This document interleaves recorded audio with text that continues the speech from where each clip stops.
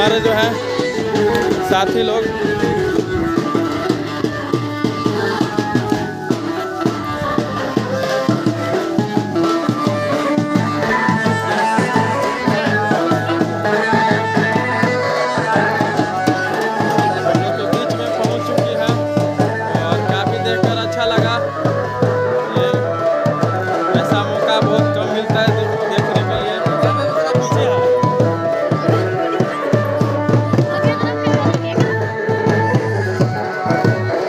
Welcome back to my another blog. और आप सभी का स्वागत है मेरे फिर से नए ब्लॉग में।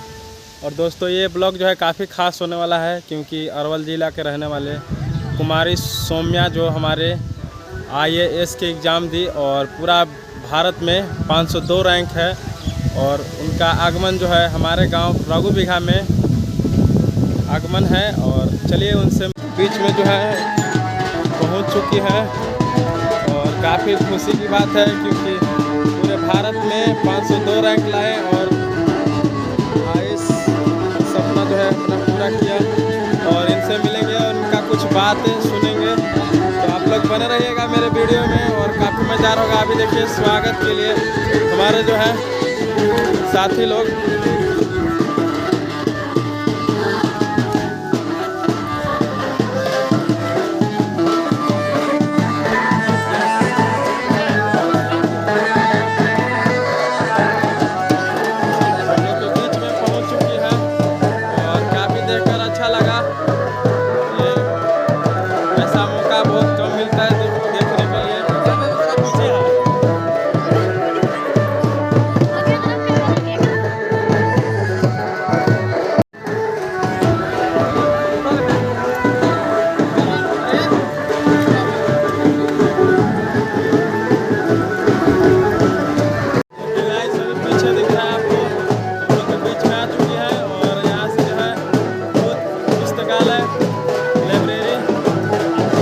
जा रहे हैं। और वहाँ पर जाने के बाद उनका कुछ बातों को हम लोग सुनेंगे और आप लोग को भी सुनाएंगे। तो आप लोग बने रहिए मेरे वीडियो में। और काफ़ी बहुत ही अच्छा है, ये ऐसा मौका देखने के लिए बहुत कम मिलता है।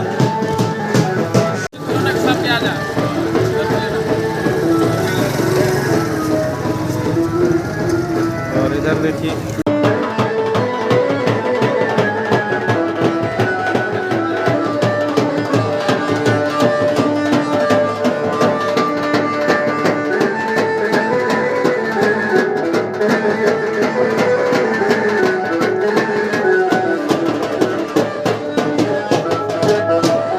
यहाँ पर जो है पहुँच चुकी हैं।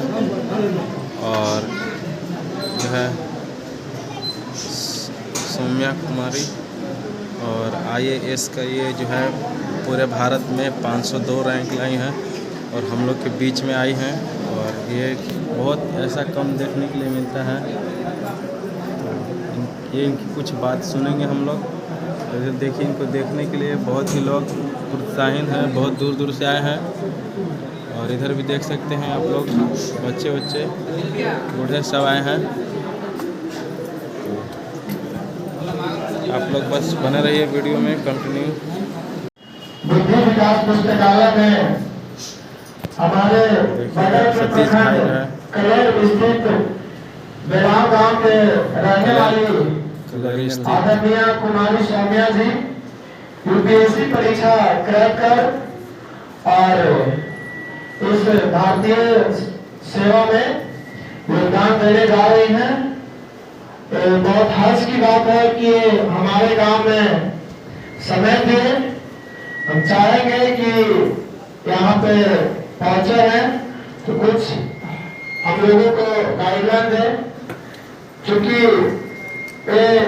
UPSC एग्जाम अपने आप में बहुत बड़े मायने रखती है, क्योंकि ऑल इंडिया में इनका 502 रैंक है।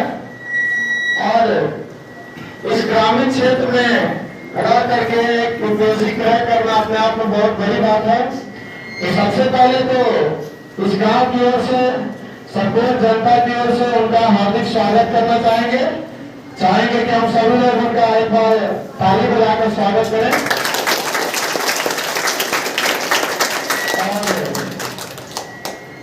आज विशेषकर हमारे गांव निवासी बहुत धन्यवाद।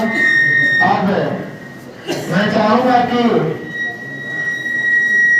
कुमारी सौम्या जी को गुलदस्ता के द्वारा सम्मानित किया जाए। देखिए यही जो है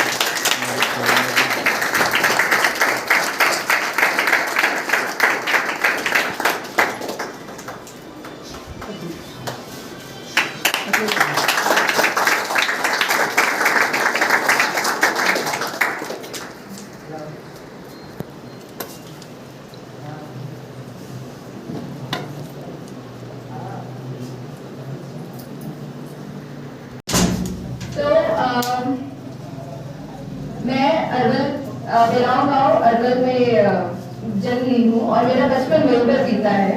मेरे पापा आर्मी में रहे थे, तो जहाँ जहाँ उनका ट्रांसफर होता गया वहाँ वहाँ मैंने अपनी पढ़ाई की, स्कूलिंग परीक्षा जो भी पढ़ाई होती है वो वहाँ पे की।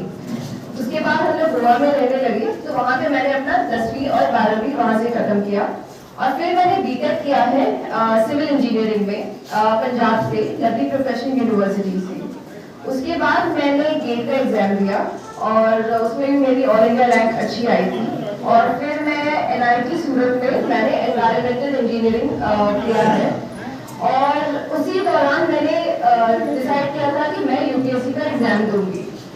तो उसमें जो मेरी तैयारी थी, तो मैं इंटरव्यू लेवल तक पहुंची थी, लेकिन मेरे कुछ नंबर से रह गया था और फिर इस अटेम्प्ट में मेरा जो है चयन हो गया है 502 रैंक पे।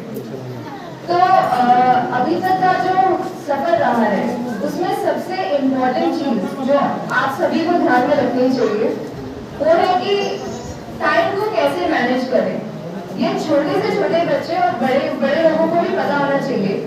आप शायद कोई और जॉब में होंगे, आप शायद कुछ और काम कर रहे होंगे। जैसे मैं अपनी कॉलेज की पढ़ाई कर रही थी और उसके साथ साथ मैंने UPSC की तैयारी की।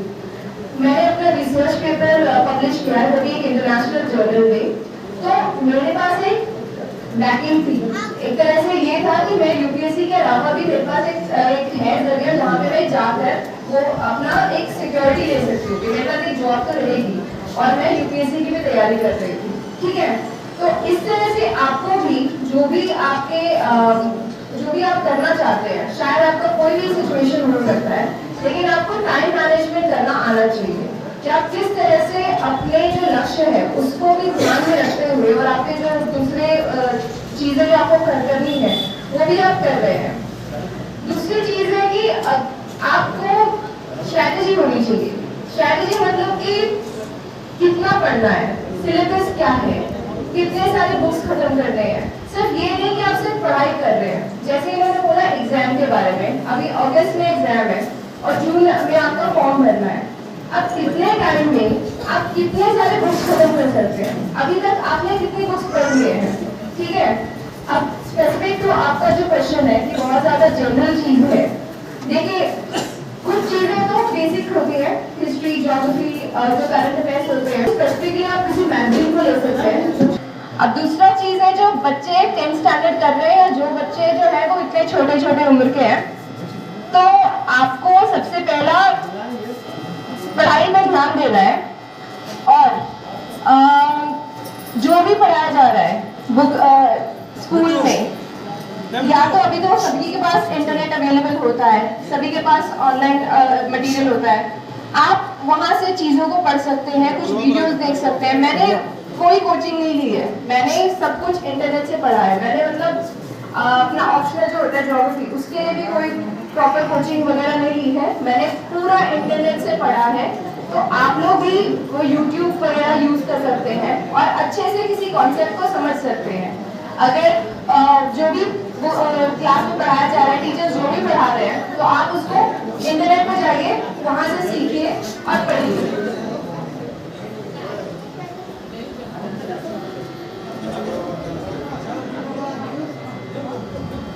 क्या हुआ? आइए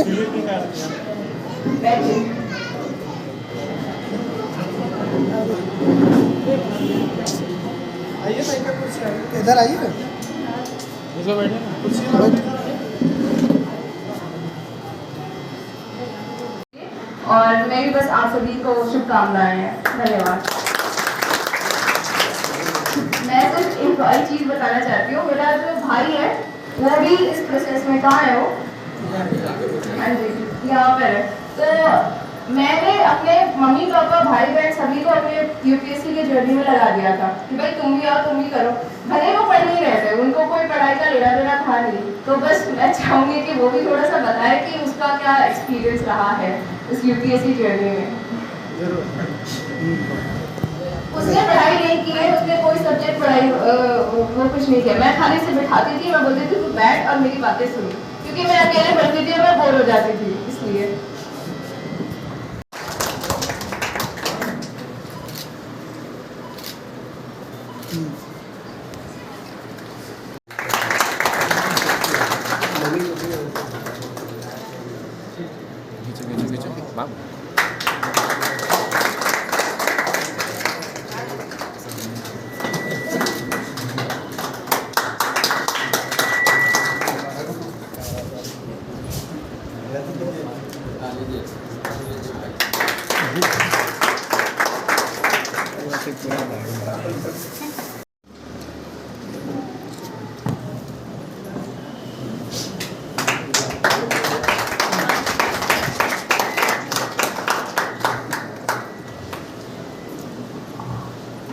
अब एक और बहुत हर्ष की बात है कि हमारे ही ग्राम के श्री विजय कुमार सिंह के पुत्र जो बीपीएससी द्वारा आयोजित गवर्नमेंट पॉलिटेक्निक कॉलेज में लेक्चरर के पद पे कल ही ज्वाइन किए हैं। उनका posting Dehri on Sone polytechnic college में लेक्चरर के पद पे हुआ है। इनका ऑल ओवर रैंक 25 आया था जनरल कैटेगरी में। इन्होंने बीटेक और एमटेक किया हुआ और गेट क्वालिफाई किए हैं। तो हम लोग आज चाहेंगे कि इस मौके पर जिनका नाम है शनिकांत कुमार जी, उनके छोटे भाई अभी जल्द में ही जेएनयू में उनका पीएचडी में नामांकन हुआ है। तो मैं चाहूंगा कि इस मौके पर शनिकांत कुमार जी को आदरणीय कुमारी सौम्या जी के पिताजी उनको एक बार माला से सम्मानित करेंगे। शनिकांत कुमार जी, चाहूंगा कि आप हमारे बीच आएंगे।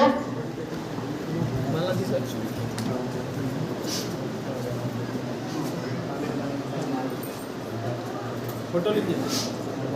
जाओ आगे जाओ ना यार, पीछे काला रहता है।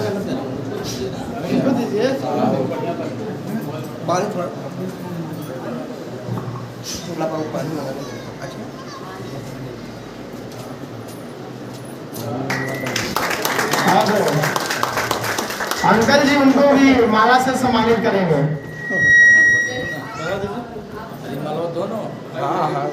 ठीक है, फोटो ले लीजिए। चलता है सर।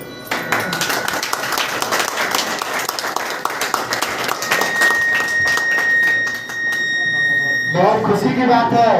हम चाहेंगे कि दो शब्द में अपना अनुभव रखें, समय कम है।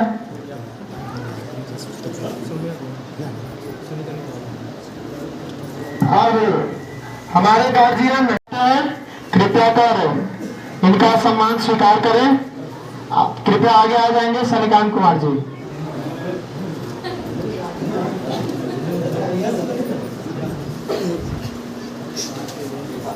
लगाए था काला फोटो ले